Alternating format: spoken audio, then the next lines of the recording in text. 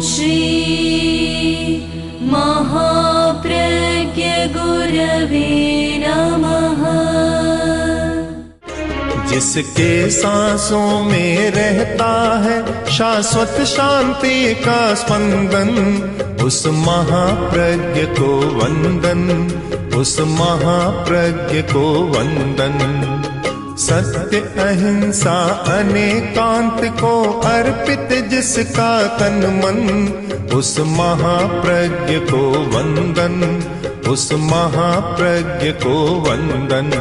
जिसके सांसों में रहता है शाश्वत शांति का स्पंदन, उस महाप्रज्ञ को वंदन, उस महाप्रज्ञ को वंदन।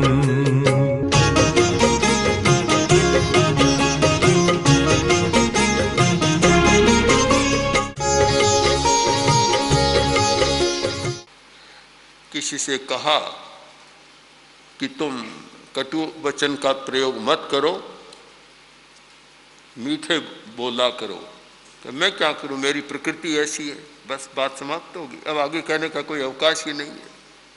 मेरी प्रकृति ऐसी है, मैं क्या करूं। यह उत्तर भी यदा कदा यत्र तत्र सुनने को मिल जाता है कि करूं क्या, मेरी प्रकृति ऐसी है। ये प्रकृति की विचित्रता काफी संघर्ष पैदा करती है और पारस्परिक जीवन में कटुता भी पैदा करती है।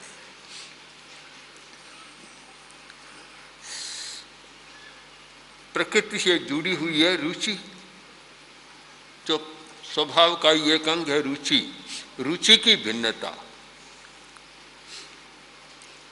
रुचियां भी अलग अलग है।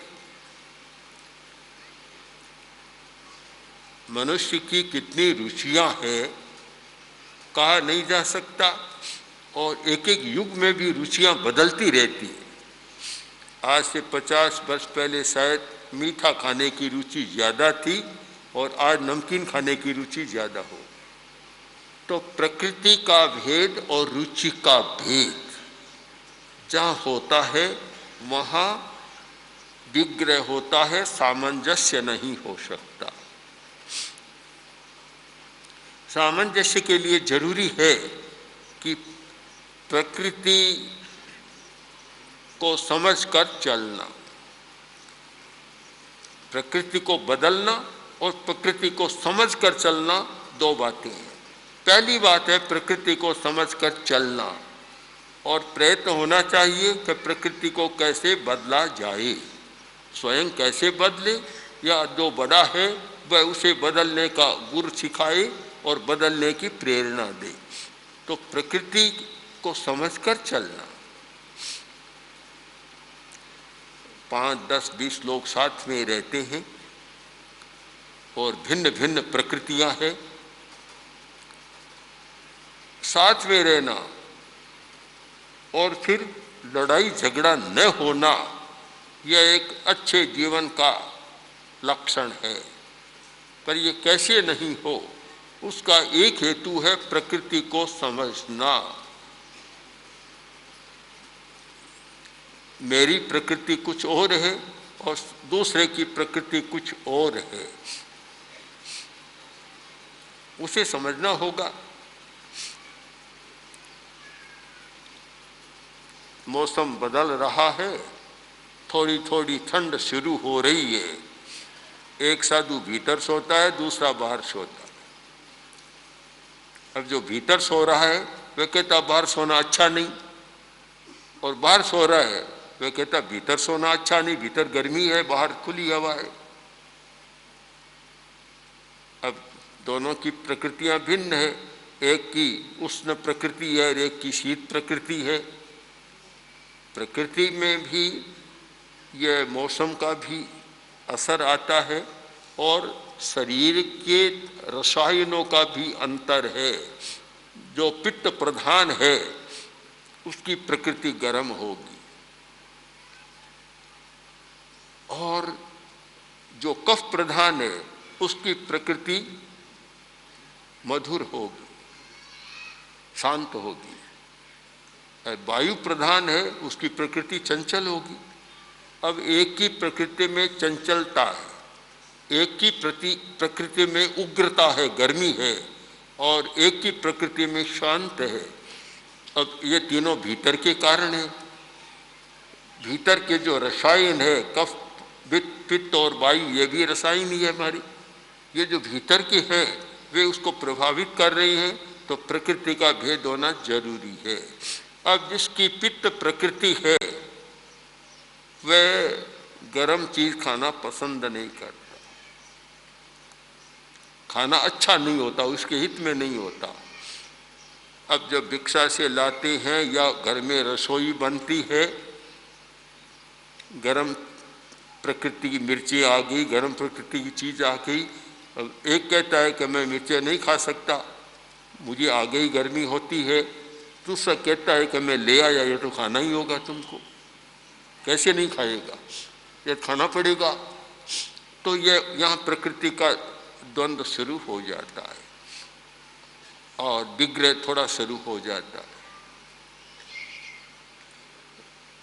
यह हमें समझना होता है कि रसोई बनाने वाले को यह समझना होता है कि अगर इसको यह खाने में सूट नहीं करता तो फिर मुझे वह बनाते समय ध्यान देना कि किसके लिए क्या होना चाहिए। एक को करेला बहुत अच्छा लगता है और एक को करेला बहुत कड़वा लगता है। हमारे मुनि समेरमल जी हैं जो एकांत साधना में रहते हैं आजकल, ये कड़वी चीज खाना, करेला पसंद ही नहीं करते, इनको पसंद ही नहीं है। ये जो भेद है रुचि का और प्रकृति का, इसे समझ कर न चले तो फिर लड़ाई तो पग पग पर तैयार। लड़ने के लिए तो बहुत अवकाश है, क्योंकि लड़ाई बाहर से तो आती नहीं है और न लड़ाई के लिए कोई सरंजाम की जरूरत है, न बाजार जाने की जरूरत है। बस थोड़ा सा टेढ़ा बोला, इतने में तो लड़ाई तैयार है। सारी सामग्री अपने पास है। एक महत्वपूर्ण सूत्र है कि दूसरे की प्रकृति को समझकर काम करो, केवल अपनी प्रकृति का आग्रह मत करो, दूसरे की प्रकृति का भी ध्यान रखो तो तुम्हारा सामंजस्य हो सकेगा। और अगर दूसरे की प्रकृति का ध्यान नहीं रखोगे तो फिर सामंजस्य संभव नहीं है। समस्या पैदा होती है। अब दूसरी बात है प्रकृति को बदलने की। कम से कम जो लोग साधना के क्षेत्र में हैं उन्हें प्राथमिकता से यह प्रशिक्षण मिलना चाहिए कि प्रकृति बदली जा सकती है और जो प्रकृति को बदलने के साधन हैं उनको जाने और उनका अभ्यास करें और अपनी प्रकृति का परिवर्तन करें। यह अपेक्षित है। जो साधना के क्षेत्र में पूरे लगे हुए नहीं है, गृहस्थ हैं, उनको भी जरूरत है कि प्रकृति में परिवर्तन आए। और प्रकृति बदलती है तो घर का वातावरण भी बदल जाता है। घर में एक व्यक्ति उद्दंड प्रकृति का होता है तो सारा घर अस्त व्यस्त हो जाता है, और वह भी अगर बदल देता है प्रकृति को तो घर ठीक हो जाता है। हमारे सामने भी अनेक अनुभव आए, गृहस्थों के अनुभव कि हमारे पुत्र की या हमारे कुलवधू की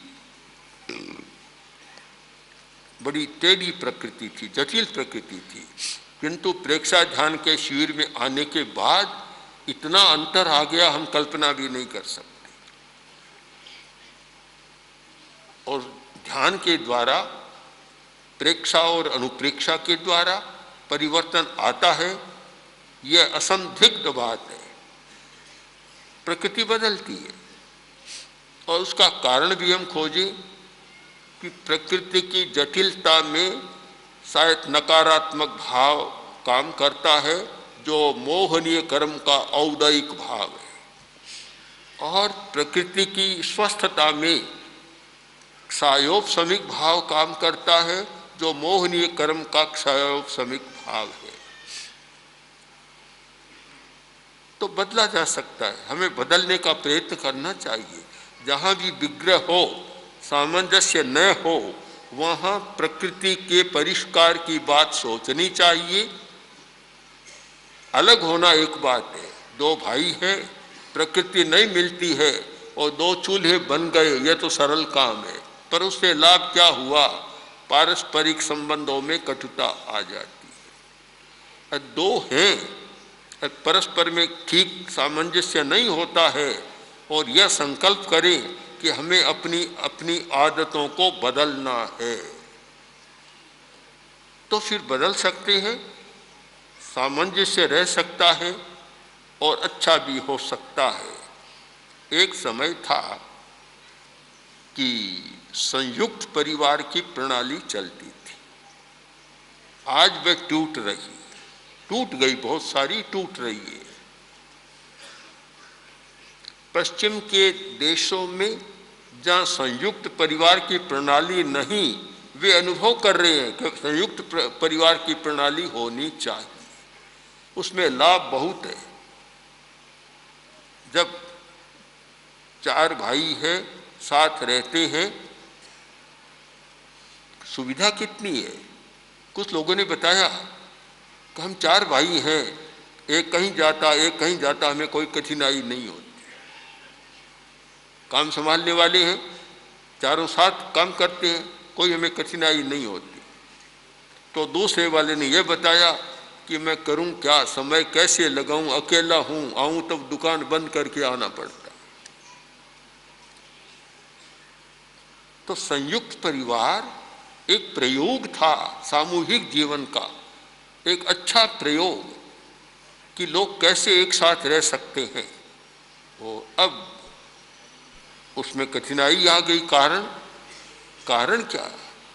असामंजस्य का कारण खोजें तो पीछे की जो चर्चा थी, असहिष्णुता और अहंकार या मृदुता का अभाव, विनम्रता का अभाव।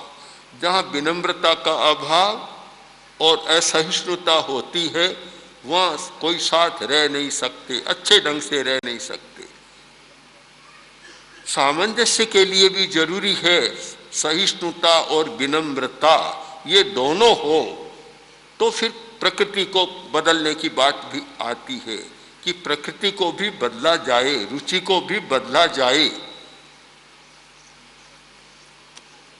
हमारे धर्म संघों में हम देखते हैं कि अनेक प्रांतों के युवक बालक मुनि बनते। तो अब जो महाराष्ट्र में जन्मा, उसका खान पान, रहन सहन, रुचि अलग प्रकार की होती है। दक्षिण भारत में जन्मा, उसकी अलग प्रकार की होती है, और राजस्थान में जन्मा, उसकी अलग प्रकार की होती है। जो राजस्थान में जन्मा उसे बाजरी की रोटी अच्छी लगती है, जो दक्षिण भारत में जन्मा चावल खाने में रहा, उसे इडली डोसा अच्छा लगता है। सारी रुचि अलग प्रकार की होती है कि उसी वातावरण में वह जिया है और उसके शरीर में वे ही परमाणु काम कर रहे हैं। तो ये देश काल की भिन्नता, देश की भिन्नता और काल की भिन्नता अलग अलग है। तो फिर उनमें सामंजस्य स्थापित करना, भोजन में भी सामंजस्य स्थापित करना। थोड़े दिन पहले एक मुनि जी से मैंने कहा था कि कोरे इडली डोसा मत खाओ, दक्षिण के लोग हैं तब मिल जाएगा, आगे गाँव में जाना है तो बाजरे की रोटी का अभ्यास करो, वो भी खाना है, उसके साथ भी जीना है। तो हम हर जगह देश काल के साथ ऐसा सामंजस्य स्थापित कर ले कि कहीं कठिनाई न हो। पूज्य कालूगणी कहते थे कि जिस गांव में जाना हो उस गांव की प्रकृति को समझ लो और उसके साथ अपनी प्रकृति को मिला लो, कोई कठिनाई नहीं होगी। गांव में जाओ तो पहले गांव के बाहर ये कंटीली बाड़ें होती थी, तो ये हमारा कहा जाता था साधुओं में कि जब गांव में जाओ तो पहले उन बाड़ों से संपर्क मिला लो, परिचय स्थापित कर लो, उनसे मिल जाओ तो फिर कांटे नहीं चुभेगी। हर चीज के साथ सामंजस्य स्थापित करो तो प्रकृति का मेल जो देश और काल की दूरी के कारण होता है उसे बदला जाए, परिवर्तन किया जाए। परिवर्तन के लिए, स्वभाव को बदलने के लिए अनुप्रेक्षा के प्रयोग बड़े महत्वपूर्ण होते हैं। अनुप्रेक्षा से बदल सकता है। तो हम संकल्प शक्ति का प्रयोग करें, उस संकल्प के द्वारा एक नई प्रकृति का निर्माण करें और पुरानी प्रकृति का परिवर्तन या परिष्कार करें। संकल्प बहुत बड़ी शक्ति है। मैं नहीं खाऊंगा, त्याग करते हैं। त्याग क्या है? हमारी संकल्प शक्ति है कि संकल्प शक्ति जागृत हुई और नहीं खाऊंगा, फिर नहीं खाता है, प्रयोग नहीं करता है। अभी कुछ भाई आए गुजरात से, तो उन्होंने बताया कि आप जब सूरत आए और इस व्यक्ति को यह संकल्प कराया था कि अब मैं नशीली वस्तुएं नहीं खाऊंगा, यह बिल्कुल पाल रहा है, उसका पालन कर रहा है। बड़ा नशा करता था, अब तक भी विचलित नहीं हुआ, बराबर निभा रहा है। जब व्यक्ति के भीतर संकल्प की शक्ति जागती है तो कठिन लगने वाली बात सरल और कभी कभी असंभव लगने वाली बात भी संभव बन जाती है। तो हम संकल्प शक्ति का प्रयोग करें कि मुझे अपनी प्रकृति को बदलना है। अगर संकल्प की चेतना जाग जाए तो हो सकता है कि एक दिन में ही बदल जाए, और अभ्यास करे तो हो सकता है 10-20 दिन, महीने में बदल जाए। पर यह सब में निष्ठा पैदा हो कि प्रकृति को बदला जा सकता है और मैं अपनी प्रकृति को बदल सकता हूं। जयाचार्य ने प्रकृति के 2 विभाग कर दिए। 2 विभाग है, जैसे परिषद में इधर बहनें हैं, इधर भाई है, बीच में थोड़ा रास्ता है। प्रकृति के 2 विभाग कर दिए। एक कितना महत्वपूर्ण मनोवैज्ञानिक विश्लेषण किया है कि एक खोड़ीली प्रकृति और एक चोखी प्रकृति। 2 बड़े बड़े गीत बनाए इस पर। खोड़ीली प्रकृति का लक्षण क्या है और चोखी प्रकृति का, अच्छी प्रकृति का लक्षण क्या है। खोड़ीली क्षुद्र प्रकृति, शुद्धता में वही आएगा कि कोई किसी की बात को सहन नहीं कर सकता, कुछ जरा सा कहे इतने में तो इतना तनाव कि कुछ समझ नहीं पाता, क्या से क्या कर देता है। अच्छी प्रकृति हर बात को सम्यक ग्रहण करता है। प्रकृति अच्छी नहीं होती तो बड़ी समस्या पैदा होती है। कुछ लोग ऐसे होते हैं कि अपनी प्रकृति के कारण दूसरे को भी कठिनाई पहुंचाते हैं।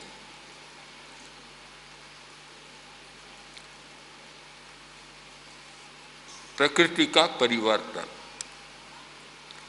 एक संकल्प हमारे मन में जाग जाए कि मुझे अपनी प्रकृति को बदलना है, और इसलिए बदलना है कि सामंजस्य के साथ जी सके, शांतिपूर्ण सहवास के साथ जी सके और सामुदायिक चेतना का विकास कर सके।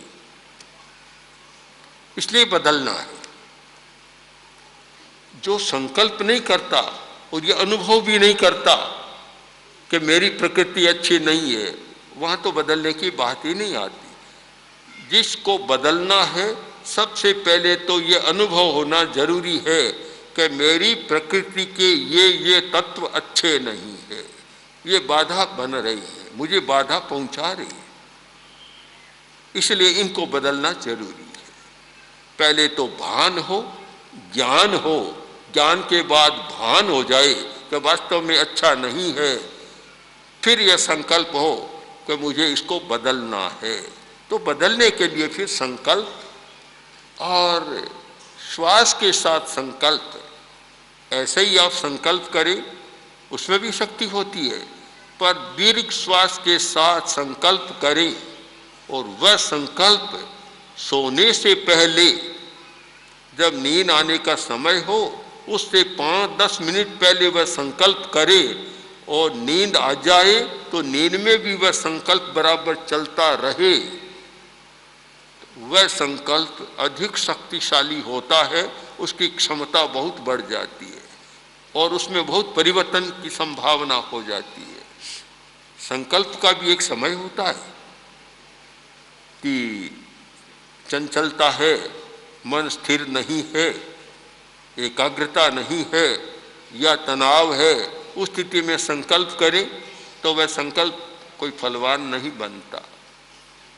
संकल्प कब करना चाहिए कि शांत मन, एकाग्र मन, एकाग्रता पूरी हो और दीर्घ श्वास ले, फिर श्वास के साथ संकल्प को जोड़ दें।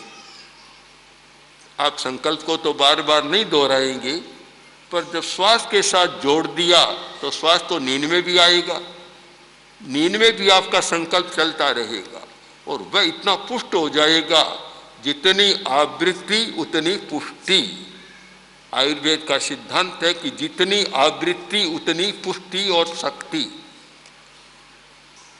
आयुर्वेद में होता है, जैसे अभ्रक उदाहरण ले ली, अभ्रक एक होता है 10 फुटी अभ्रक, एक होता है 100 फुटी अभ्रक और एक होता है 1000 फुटी अभ्रक। अब 10 फुटी अभ्रक, वस्तु तो अभ्रक एक है, किंतु फुट देने में इतनी क्षमता लगी, इतनी शक्ति लगी और इतनी आवृत्तियां हुई कि वही अभ्रक 10 फुटी में बहुत कमजोर था और जब 1000 फुटी हो गया इतनी ताकत आ गई कि बीमारी को मिटाने में बहुत जल्दी का सफल हो जाता। पुटित करना, भावना देना, आयुर्वेद का शब्द है भावना देना और अध्यात्म का शब्द भी है भावना का प्रयोग करना, यानी पुट देते रहना। बहुत सारे वैद्य बतलाते हैं कि इसका आक की भावना दी हुई है, नींबू रस की भावना दी हुई है, गुलाब के फूल की, जोई के फूल की, न जाने कितनी कितनी भावनाएं देते हैं। वही द्रव्य, द्रव्यों का अंतर नहीं, किंतु भावना देने से उसकी शक्ति में आसमान धरती का सा अंतर आ जाता है। तो वैसे ही भावना का प्रयोग करें, बार बार संकल्प को दोहराएं, बार बार उस पर अनुचिंतन करें, तो वह संकल्प की शक्ति बढ़ जाएगी और उसमें परिवर्तन की क्षमता भी आ जाएगी। तो सामंजस्य के लिए जहाँ फिट नहीं बैठता हो, परस्पर में के फिट नहीं बैठे, खड़बड़ा रहे हैं, एक दूसरे से झगड़ा कर रहे हैं, विग्रह कर रहे हैं, उसके लिए सामंजस्य जरूरी। और सामंजस्य के लिए पहली बात है प्रकृति का समझ, प्रकृति की समझ, पहचान और प्रकृति का परिवर्तन। ये प्रकृति पर हम ध्यान केंद्रित करें तो सामंजस्य का रास्ता साफ होगा और हम बिना विग्रह आग्रह के एक साथ शांति के साथ रह सकेंगे। तो हमें बहुत ध्यान देना है प्रकृति पर, प्रकृति को समझने पर और प्रकृति के परिवर्तन पर। इस प्रक्रिया से अगर चले तो सामंजस्य की शक्ति का विकास हो सकता है। ओम हर ओम श्री महाप्रज्ञ गुरवे नमः। ओम श्री महा महाप्रज्ञ गुरवे नमः।